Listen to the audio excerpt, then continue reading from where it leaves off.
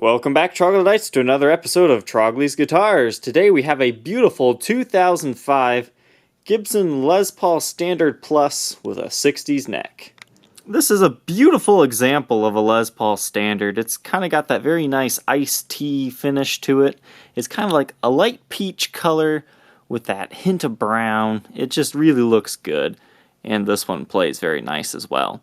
It's got a few modifications, so let's go over this guitar. The headstock is in good shape. You have some very light wear and tear. As you can see, as the light goes by, you got a little ding there. You got some light dust and other, string change wear, but nothing too bad, just your average little nicks and dings. Truss rod works just fine. It's actually, a very nice one to move. It appears to still have the original nut. And the rosewood fretboard is really nice on this one. It darkened up really nicely when I oiled it, and it stayed nice and dark.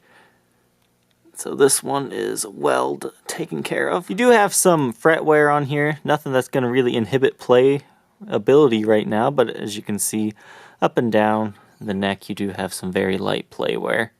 Something else to make note of is naturally here in the wood grain on the fretboard, you do have a lighter spot there. Very common on these like early 2000 Gibsons. The string will get stuck kind of in this little gap here. This one doesn't do that, so that's a huge plus for this one. So it's a very nice one. The top on this one is just phenomenal. It's not like super crazy tight flame. I mean, you've got some nice waviness to it, which I personally prefer. But this one is definitely a player's guitar. As you can see, that's just a little bit of lemon oil left over. Don't worry about that. But you do have some light dings on the top, as well as scratches on the pick guard.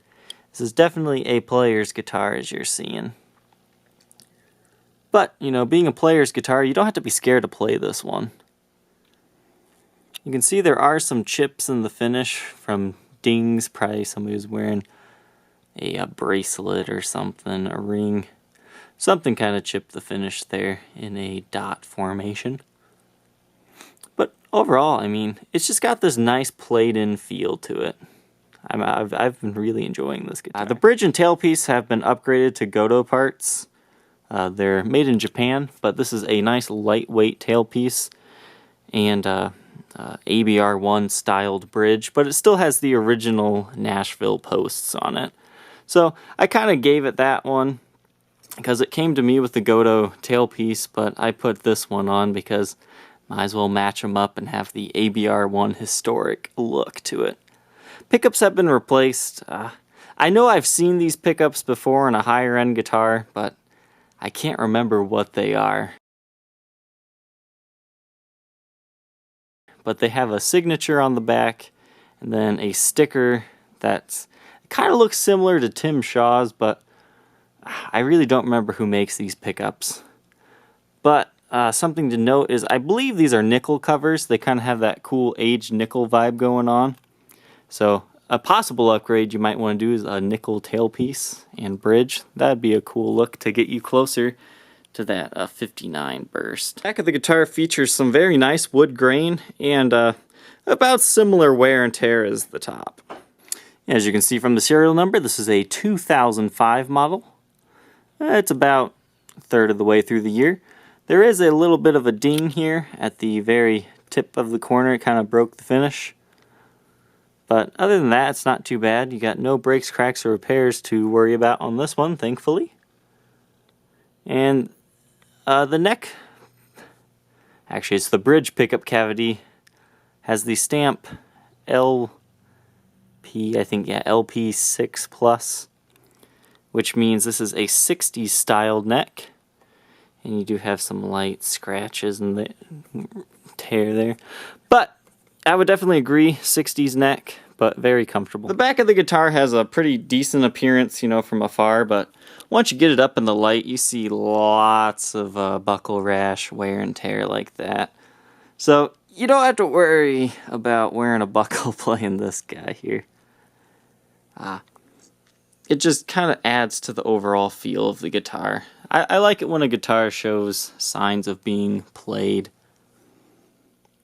And just take a look at that wood grain underneath. I really like the mahogany grain on this one. It's got that big eye.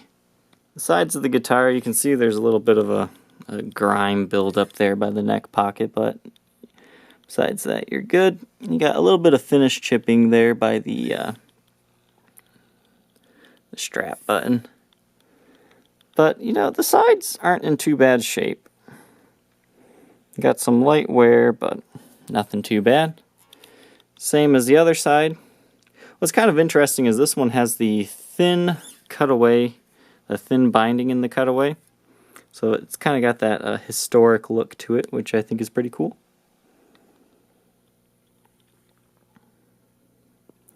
Similar story down here. You do have a little bit of finish chipping in this area as well from the installation. Guitar weighs 9 pounds 13.5 ounces, so you're under that 10-pound mark. If you like a little bit heavier of a Les Paul, this is definitely the one for you. I think this guitar would look really cool with like an aging job, which my luthier can do for you if you would be interested. And now for the blacklight test to prove to you there are no breaks, cracks, or repairs. Your headstock's looking good.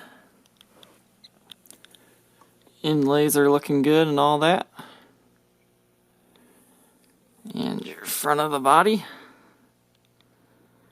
as you can see, all original here. And onto the back. No breaks, cracks, or repairs to the headstock, as you can see. Nice even glow. Now up here towards the heel of the neck, you can see where some finish has worn off by playing.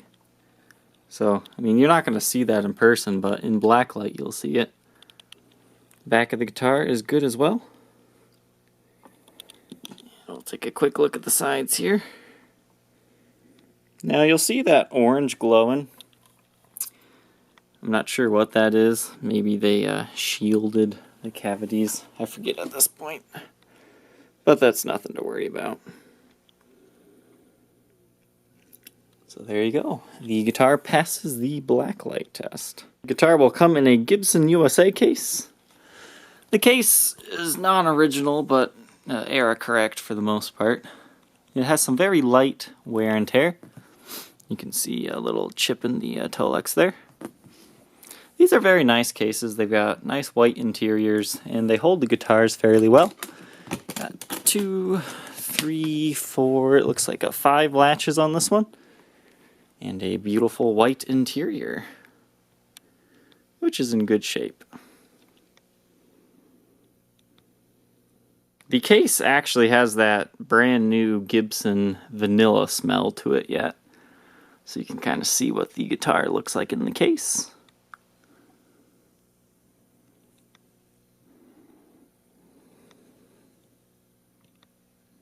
So if you think you might be interested in owning this beautiful Les Paul Standard Plus, feel free to contact me on my Facebook page, facebook.com/Troglys. Don't forget to like, comment, and subscribe. And we will catch you guys next time.